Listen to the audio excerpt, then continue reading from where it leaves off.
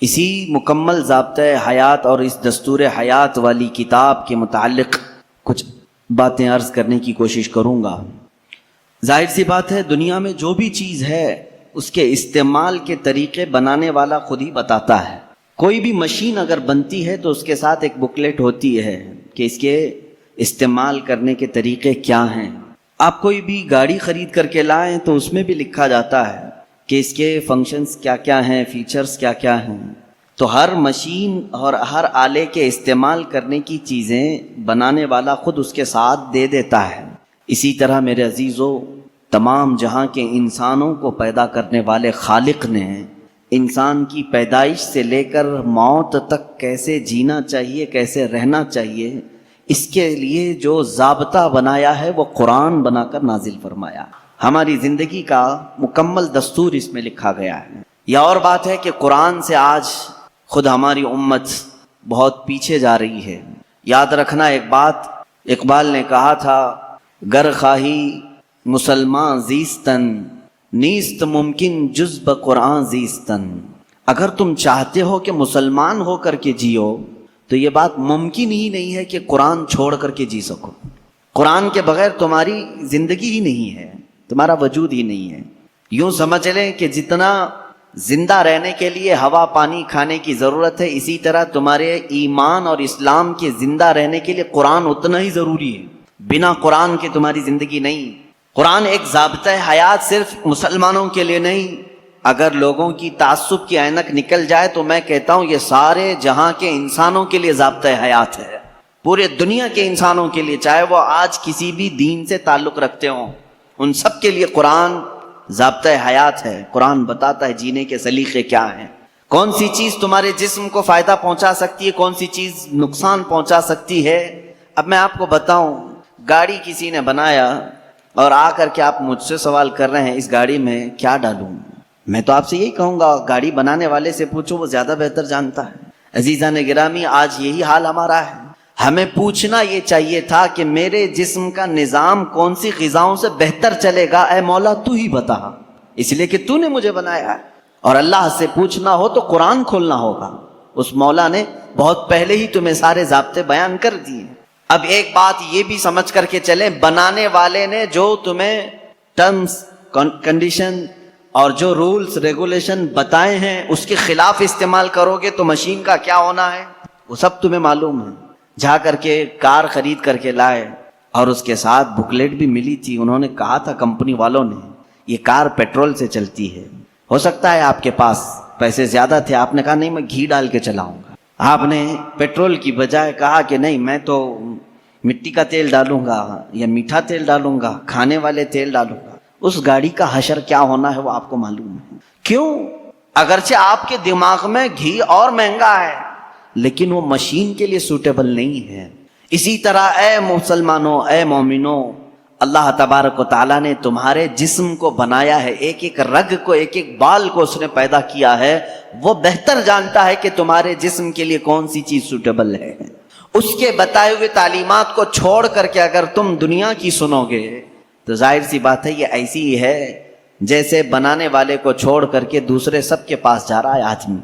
آپ سب دنیا کے اصول جانتے ہیں، پیٹ درد ہو، سر درد ہو، پیر درد ہو، کہیں پر بھی کچھ ہو جسم، تو آپ کسی کسان کے پاس بھی نہیں جاتے، انجینئر کے پاس بھی نہیں جاتے، حالانکہ کسان کھیتی باڑی بہت جانتا ہے، اسے جا کر پیٹ درد کیوں نہیں بتاتے، اسے کیوں نہیں کہتے کہ آپریشن کر دو، آپ کو معلوم ہے وہ پھوڑے سے آپریشن کرے گا۔ انجینئر کے پاس آپ نہیں جاتے اپنے جسمانی بیماریوں کو دکھانے کے لیے، اس لیے کہ آپ کو معلوم ہے امراض جسمانی سے جس کا تعلق ہے وہ ڈاکٹر ہوتا ہے، اسی سے پوچھنا چاہیے کیونکہ وہ ہمارے جسم پر ریسرچ کر چکا ہے۔ عزیزان گرامی وقار، دنیا میں یہ فارمولہ تم عمل کرتے ہو تو پھر یہ بات یہاں کیوں نہیں تسلیم کرتے کہ پوری باڈی کو، ہمارے پورے شریر کو، پورے جسم کو جس نے بنایا ہے ہم اسی سے اپنے متعلق کیوں نہ پوچھیں میری روح کس سے بڑھتی ہے، میرا جسم کس سے بڑھتا ہے، میرے دل کی دھڑکنیں کس سے قابو میں رہتی ہیں، مجھے کون سی چیز زبان کے اندر لینی ہے، کس چیز سے مجھے بچنی ہے۔ اسی لیے میرے عزیزو آج میں یہ کہنا چاہوں گا کہ جز بقرآن نیست ممکن زیستن، قرآن کو چھوڑ کر کے جینا بھی ممکن نہیں ہے، جینا بھی ممکن نہیں ہے ہمارے لیے، اس لیے کہ وہ خلاق کائنات نے پیدا کیا اور ساتھ میں تمہیں زندگی گزارنے کے اصول بھی بتا دی۔ میں قرآن کے سمندر میں جاؤں اگر اور آپ کو آج لے کر کے جاؤں تو شاید اس میں سے نکل بھی نہیں پائیں گے آپ۔ ایک ایسے سمندر کا نام ہے یہ جس میں جو جتنا غوطہ لگایا اتنی موتیاں لے کر کے آئے، اور اس کے عجائبات، اس کے اسرار، اس کے رموز کبھی ختم نہیں ہوں گے۔ میں جانتا ہوں اکثر میرے مجمع میں نوجوانوں کی کثرت ہوتی ہے اور تقریباً کالج کے بھی ہیں، پڑھے لکھے بھی ہیں۔ میں سب سے کہوں گا آج اپنا سارا علم سمیٹ کے بیٹھو، اور میں آج تم سے مخاطب ہوں، آپ سے مخاطب ہوں۔ میں سارے علوم پر آج انشاءاللہ ڈسکس کرنے کی کوشش کروں گا، سارے نہیں، جتنے میرے بساط کے مطابق ہیں۔ میں آج پہلے آپ کو یہ بتا دوں کہ قرآن اسلام کی روشنی میں ہمارے نظریے کے اعتبار سے پہلے اس کی تھوڑی سی تاریخ۔ قرآن جو ہے یہ لفظ عربی ہے، بار بار پڑھی جانے والی چیز کو قرآن کہا جاتا ہے، اور دنیا میں ایسی کوئی کتاب ہی نہیں جس کو سب سے زیادہ قرآن کے علاوہ پڑھا جاتا، کوئی کتاب نہیں۔ اتنی زیادہ کثرت سے جس کی تلاوت ہوتی ہے دنیا میں ایسی کوئی کتاب ہے ہی نہیں، کوئی کتاب نہیں۔ احادیث رسول بھی نہیں، کیونکہ وہ تلاوت نہیں ہوتے، قرآن کی تلاوت ہوتی ہے۔ کروڑوں مسلمان ہیں اور بغیر قرآن کی تلاوت کیے کسی کی نماز بھی ممکن نہیں، کسی کی نماز بھی نہیں ہے۔ آپ کی نماز قرآن کے بغیر ہوتی ہے؟ نہیں ہوتی۔ تو کثرت سے تلاوت کرنے والی چیز کو قرآن کہا جاتا ہے، اسی لیے اس مصحف کو یعنی اس کتاب کا نام قرآن رکھا گیا۔ حالانکہ قرآن پاک ہماری زبانوں میں مشہور ہے، اس کا ایک ہی نام نہیں ہے، اور 27 نام الگ ہیں۔ قرآن پاک کو عربی میں الگ الگ ناموں سے ذکر کیا گیا ہے، بلکہ خود قرآن میں ہی اس کے کئی نام آئے ہیں۔ قرآن میں اللہ تعالیٰ نے اس کو فرقان بھی فرمایا، اسی کو تنزیل بھی فرمایا، اسی کو کتاب بھی فرمایا، اسی کو نور بھی فرمایا، اسی کا ایک نام شفا بھی ہے، اسی کا ایک نام رحمت بھی ہے، اسی کا ایک نام البیان بھی ہے، اسی کا ایک نام احسن الحدیث ہے، اسی کا ایک نام البرہان ہے، اسی کا ایک نام المیزان ہے، اسی کا ایک نام الامانہ ہے، اور اسی کا نام قرآن پاک بھی ہے۔ یہ تمام نام قرآن پاک کے خود قرآن میں استعمال ہوئے ہیں، اللہ نے خود قرآن پاک میں فرمایا ہے۔ کثیر نام ہے، اور ہر نام کی ایک الگ الگ وجہ ہے کہ کیوں اس کا نام یہ رکھا گیا۔ اب اندازہ کرو آپ کہ میں ایک ایک نام کی تشریح بیان کروں تو 27 دن تو اسی میں لگ جائیں گے کہ قرآن کے نام کیا کیا ہیں، ایک ایک نام قرآن کیوں کہا گیا۔ میں تو اس کی ایک مختصر وجہ بتایا نا، سب سے زیادہ پڑھی جانے والی چیز ہے، اس لیے اس کو کیا کہتے ہیں؟ قرآن۔ اسی طرح بیان، اللہ نے فرمایا ہر چیز کا اس میں بیان ہے، کچھ بھی نہیں چھوڑا گیا ہے، اس لیے اس کو بیان کہتے ہیں۔ تنزیل اس لیے کہ یہ اتارا گیا ہے، اس لیے اس کو تنزیل کہتے ہیں۔ احسن الحدیث ہے، سب سے اچھی بات کو کہتے ہیں عربی میں، اور قرآن سے اچھی بات کوئی ہے نہیں، اس لیے اس کا نام احسن الحدیث ہے۔ اس کا ایک نام شفا ہے، اس لیے کہ اس کی آیتیں مریضوں پر پڑھو تو شفا ملتی ہے۔ اس کا نام ہدا ہے، اس لیے کہ اس میں ہدایت کی آیتیں ہیں، بھٹکا ہوا بندہ اگر پڑھ لے تو سیدھے راستے پر آ جائے۔ اس کا نام رحمت ہے، اس لیے کہ غم میں اگر کبھی بندہ اس کو پڑھ لے، بلکہ حضور اکرم صلی اللہ علیہ وسلم نے فرمایا اپنی میتوں پر سورہ یاسین پڑھو، ان پر رحمت ہوتی ہے۔ تو قرآن کا نام رحمت بھی ہے، اسی لیے قرآن کے اسماء اور قرآن کے ناموں کی تفصیل اپنا ایک الگ ٹاپک ہے۔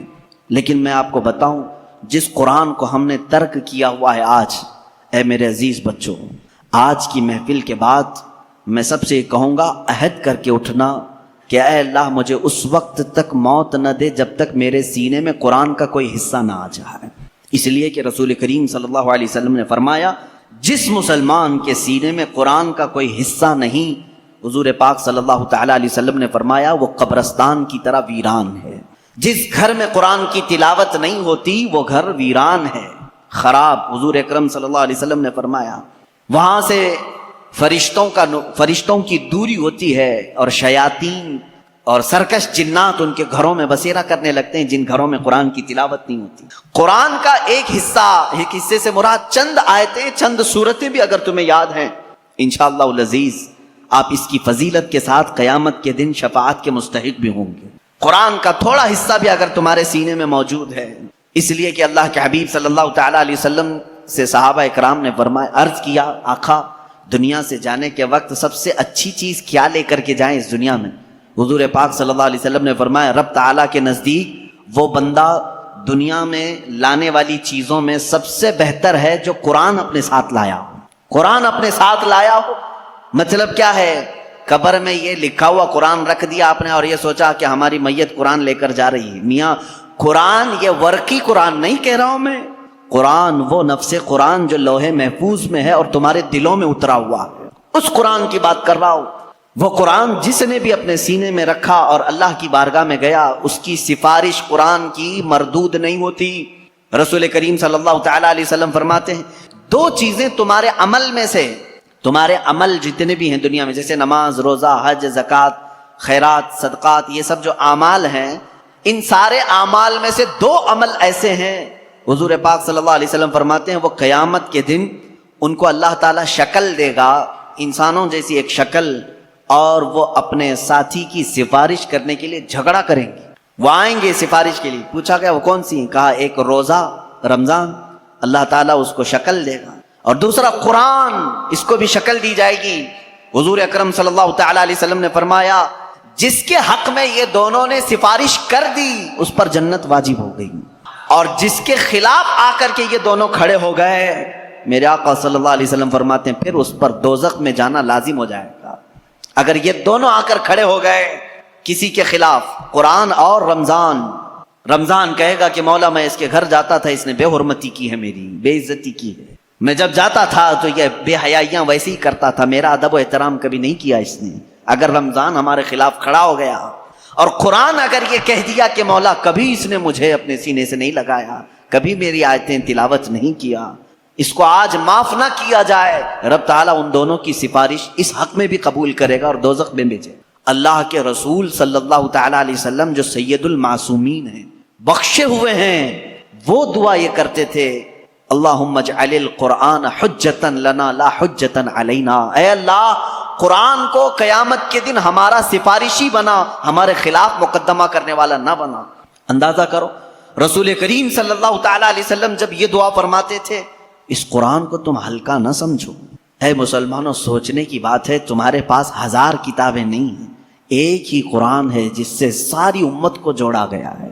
اور حد تو یہ بھی ہے اسلام میں، اسلام کے نام پر 70 سے زیادہ فرقے بنے، بہت فرقے بنے، ہر صدی میں کچھ نہ کچھ فرقے جنم لیتے رہے اور مرتے بھی رہے، آج بھی ہیں 70 سے زیادہ فرقے پائے جاتے ہیں، بلکہ خود شیعوں میں 70 فرقے ہیں، خوارج میں الگ فرقے ہیں، ان کے علاوہ اور دوسرے فرقے جیسے قادیانی ہیں، بدعقیدہ ہیں، جو اسلام کی کچھ نہ کچھ بنیادی چیزوں سے انحراف کرتے ہیں۔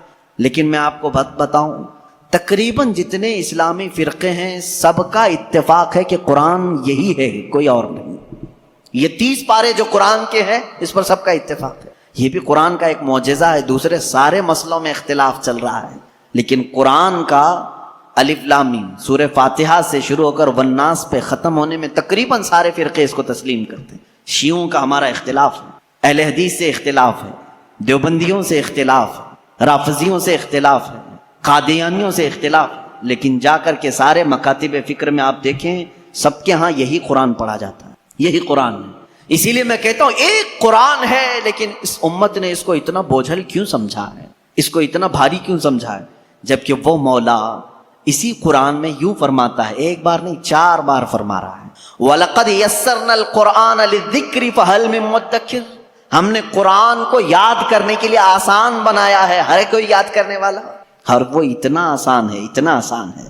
میں نے خود دیکھا ہے کہ وہ بچے جن کو ابھی سوجھ بوجھ بھی نہیں آتی، سمجھ بوجھ بھی نہیں آتی، وہ بھی جب قرآن یاد کرنے لگ جاتے ہیں تو ان کے سینوں میں قرآن اتر جاتا ہے۔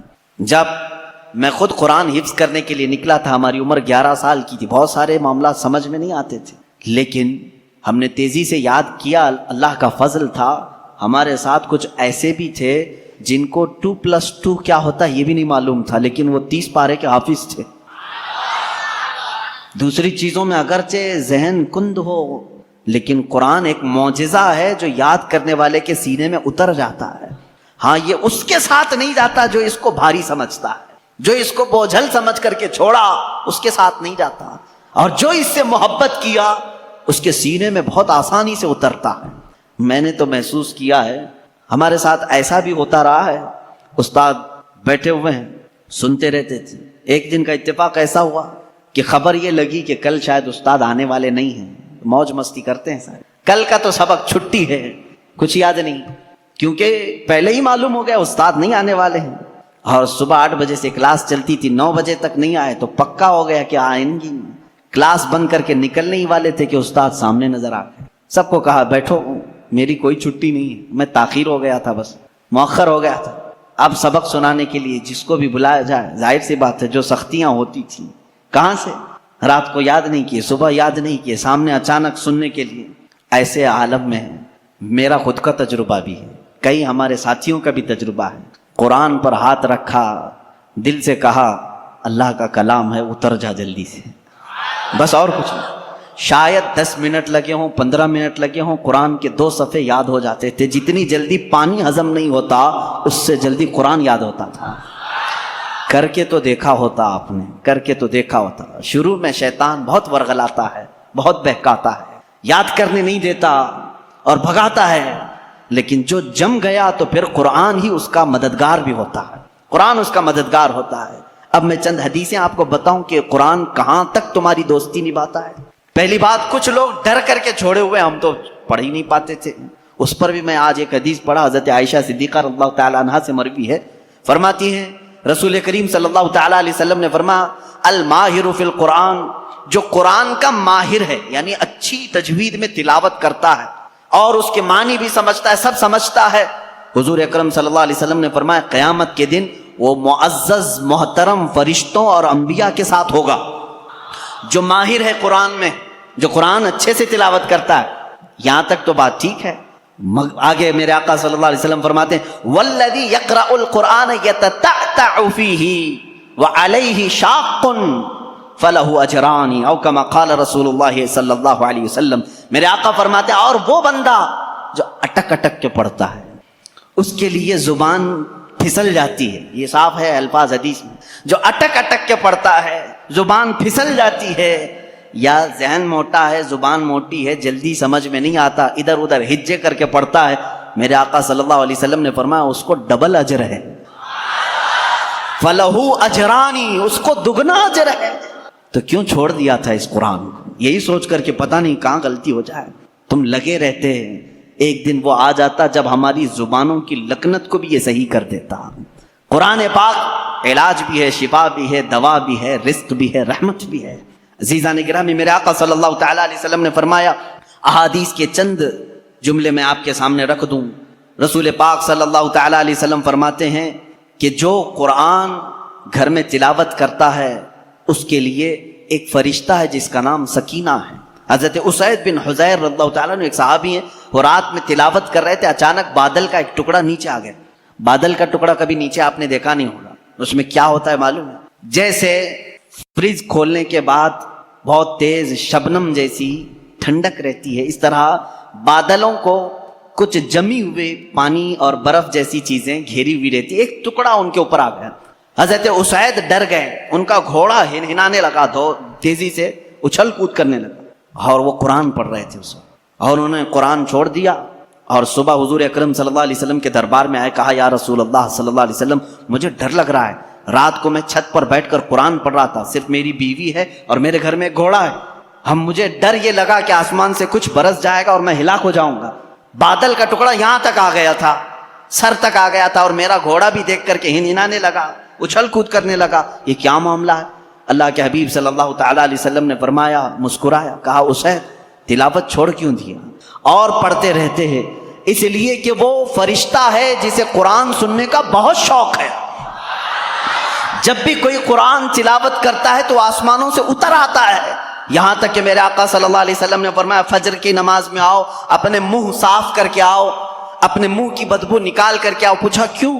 فرماتے ہیں میرے آقا صلی اللہ علیہ وسلم جب تم نمازوں میں قرآن کی تلاوت کرتے ہو کچھ ایسے فرشتے ہیں وہ اپنا منہ تمہارے منہ سے لگا دیتے ہیں، تو منہ کی بدبو نہ ہو، فرشتوں کو تکلیف نہ ہو، اس لیے کہ وہ قرآن سننے کے شوقین ہیں. جب تم تلاوت کرتے ہو تو وہ اتر جاتے ہیں اور تمہارے منہ سے اپنا منہ لگا لیتے ہیں. قرآن کی یہ برکت ہے میرے عزیز، دوسری کتابوں کے لیے کہیں ایسی فضیلت نہیں ملتی. یہ تو میں دائرہ اسلام میں موجود میرے آقا صلی اللہ تعالیٰ علیہ وسلم کی بتائی ہوئی حدیثیں آپ کو پہلے بتا رہا ہوں. میں پھر دنیاوی معاملات میں بھی آؤں گا کہ قرآن کہاں کہاں ہماری رہنمائی کرتا ہے. پہلے تو ہم اپنے دائرے میں دیکھیں، ہم چھوڑے ہوئے ہیں نا اس کو. اقبال نے کہا تھا وہ زمانے میں معزز تھے مسلمان ہو کر، آج تم خار ہوئے ہو تاریک قرآن ہو کر، آج تم خار ہوئے ہو تاریک قرآن ہو کر، قرآن چھوڑ کر کے ہی ذلیل ہوئے ہیں، باقی اور کوئی وجہ نہیں ہے۔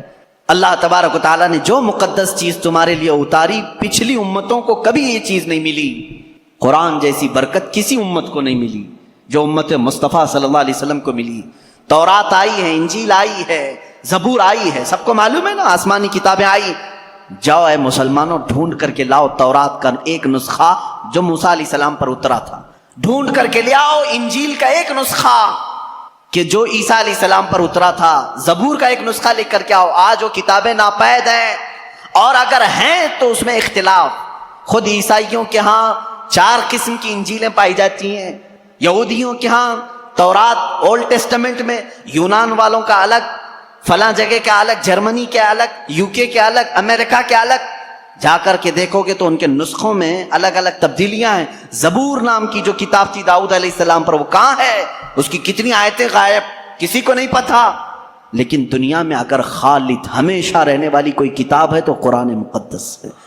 تم جاؤ امریکہ میں بھی تمہیں یہی قرآن ملے گا جو سورہ فاتحہ سے شروع ہو رہا ہے، عرب میں جاؤ یہی قرآن ملے گا جو والناس پہ ختم ہو رہا ہو، ہندوستان میں آؤ یہی قرآن ملے گا جس کے درمیان میں سورہ کہف ہے، کہیں پر بھی جاؤ قرآن اسی طرح سے آج موجود ہے۔ تمہیں ڈرنے کی ضرورت نہیں، اے مسلمانوں، قرآن کہیں ضائع نہیں ہوگا، کہیں ضائع نہیں ہوگا۔ آج کچھ لوگ یہ سوچتے ہیں کہ قرآن کو ہم مٹا دیں گے، خاک مٹا دیں گے، خاک مٹا دیں گے۔ تم جیسے بہت آئے، تمہارے سے بڑے بڑے بلکہ سڑے سڑے بھی آئے، قرآن کا کچھ نہیں کر سکے، اس لیے کہ اس کے حفاظت کی ذمہ داری خود اللہ نے